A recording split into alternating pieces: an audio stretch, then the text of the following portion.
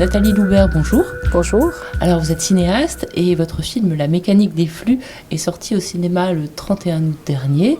C'est votre troisième film sur un sujet brûlant et d'une brûlante actualité qui est l'arrivée des migrants en Europe et leur difficulté à pénétrer dans cette forteresse qu'est l'Europe. Déjà en 2008, vous aviez sorti No Comment, qui était un film sans commentaire, comme son nom l'indique, sur les gens qui vivent dans la jungle de Calais. Et puis en 2012, à contre-courant, vous étiez parti sur le bateau Boat for People pour rejoindre, faire la route inverse en fait que font les migrants qui quittent les côtes africaines pour rejoindre l'Europe via la Méditerranée. Pour ce dernier film, donc La mécanique des flux, vous êtes plutôt resté en Europe et resté au point de tension aux frontières de l'Europe. Pourquoi ce choix ? Eh bien parce que ce qui m'intéressait, c'était de faire apparaître ce qui se cache derrière les termes très euphémisés de contrôle des flux, à savoir une grande violence qui est exercée non pas sur un flux mais sur des êtres humains, parce que ce sont des êtres humains qui constituent ce flux.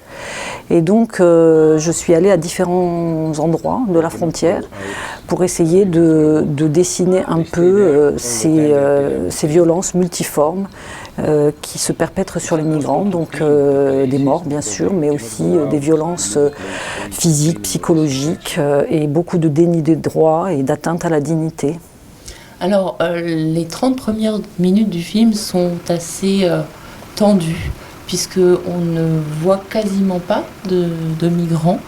Vous êtes aux côtés de ceux qui les traquent et on voit les migrants à travers des images de caméras thermiques que vous avez empruntées à la police croate.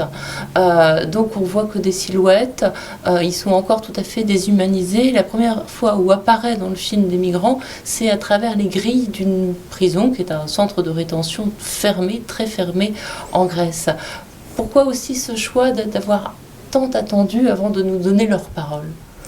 Eh bien parce que justement, dans l'espace public, en tout cas médiatique, ils apparaissent très peu comme des êtres humains individualisés, des êtres qui pensent, qui souffrent, qui rêvent, etc. Ils apparaissent très souvent sous forme de statistiques, de visages ou de colonnes qui viennent illustrer un propos, mais ils sont très peu individualisés et ça met beaucoup à distance. Et donc j'ai voulu commencer par ce regard qui est très à distance, et encore plus évidemment celui des gardes qui les pourchassent, puisqu'ils les voient à travers des écrans, ils les voient à travers ce rôle qu'ils ont de les traquer. Donc j'ai voulu commencer le regard de cette façon et faire une approche très progressive qui nous permette de traverser justement ce miroir des caméras et d'aller derrière et de les voir comme moi je les ai vus en fait, c'est-à-dire comme je les ai rencontrés, puisque le cinéma documentaire c'est souvent le récit d'une rencontre et donc on a pris le temps de la rencontre et on les a fait exister en tant qu'êtres humains, comme vous et moi. C'est aussi une grande histoire à raconter. Parce que tu sais que tu es battu pour ta vie.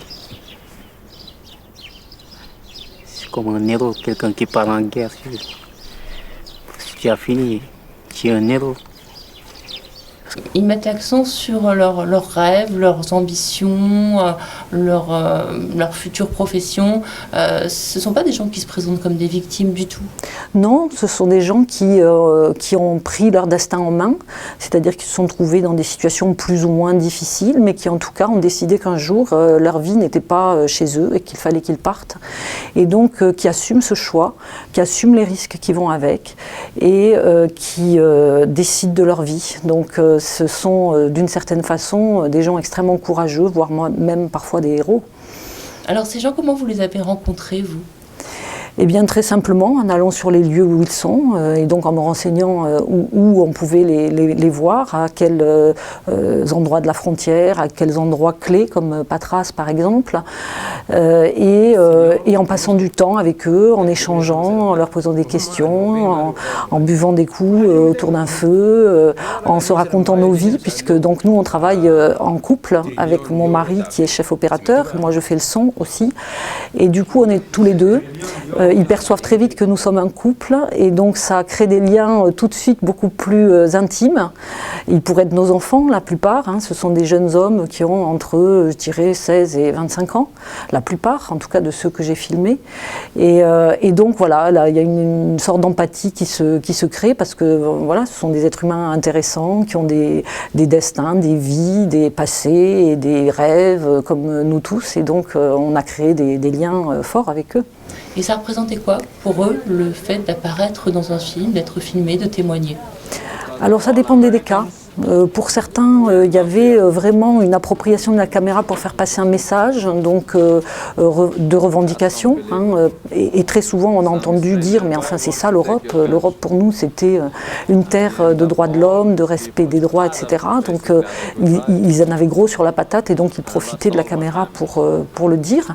Pour d'autres, il y avait aussi une part de jeu, parce que ce sont des hommes jeunes qui voilà, ont le côté un peu des enfants qui aiment être filmés. Donc voilà, il y avait un peu tous les cas de figure, et puis il y en a eu qui ont refusé aussi d'être filmés pour des raisons qui leur appartiennent, qui sont soit personnelles, soit parce qu'ils mettent en danger leur famille s'ils sont vus à en Europe.